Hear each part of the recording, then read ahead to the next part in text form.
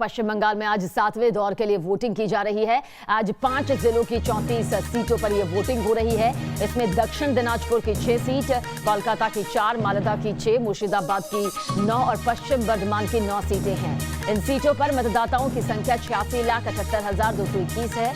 आज के चुनाव में कुल 284 उम्मीदवार अपनी किस्मत आजमा रहे हैं। इनमें बीजेपी की तरफ से अवध किशोर गुप्ता, जितेंद्र तिवारी और अग्निमित्र पाल जैसे दिग्गज चुनावी मैदान में हैं, जिनकी किस्मत आज ईवीएम में कैद हो जाएगी। तो टीएमसी की तरफ से अर्बन डेवलपमेंट मिनिस्टर फरहद हाकिम, शोभनदेव चट्टोपाध्याय, एक्ट्रेस सयानी घोष और मलय घटक जैसे दिग्गज अपनी किस्मत आजमा रहे हैं।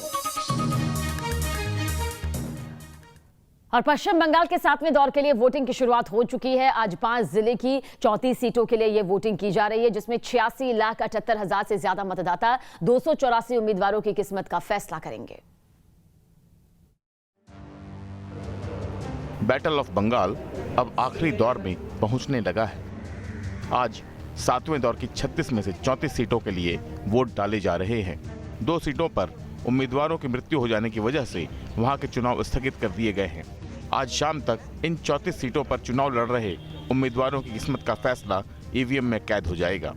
सुबह से ही अलग अलग बूथ पर मतदाता जुटने लगे और पोलिंग एजेंट के पास वोटर्स की भीड़ इकट्ठा होने लगी। बंगाल में हो रहे 7वें चरण के चुनाव में आज 5 जिलों की 34 सीटों के लिए वोट डाले जा रहे हैं।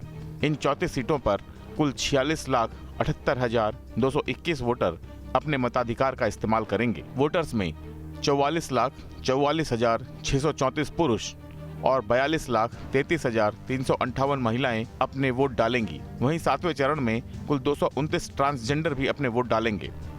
इस चरण में मुस्लिम वोटर्स की भूमिका अहम रहने वाली है। 34 सीटों में मुस्लिम वोटर्स की संख्या 40% है। 7वें चरण के चुनाव प्रचार में ऑनलाइन रैलियों का ज्यादा जोर रहा। कोरोना संक्रमण के कारण बीजेपी ने एक रैली में अधिकतम 500 लोगों के मौजूद रहने की बात कही थी।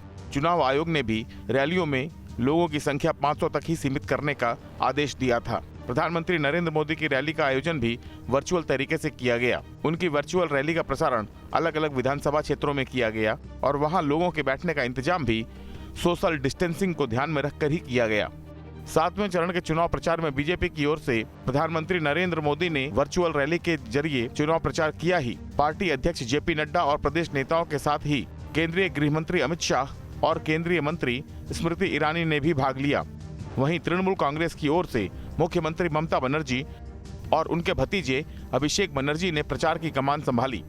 7वें चरण में मुख्य मुकाबला टीएमसी और बीजेपी के बीच ही माना जा रहा है। हालांकि 2016 के विधानसभा चुनाव में बीजेपी का यहां खाता भी नहीं खुला था, लेकिन लोकसभा चुनाव के दौरान मिले वोटों के आधार पर बीजेपी यहां बड़ी सफलता हासिल करने का दावा कर रही है। वहीं कांग्रेस और लेफ्ट फ्रंट के गठबंधन को भी इस दौर से काफी उम्मीदें हैं। Team news nation.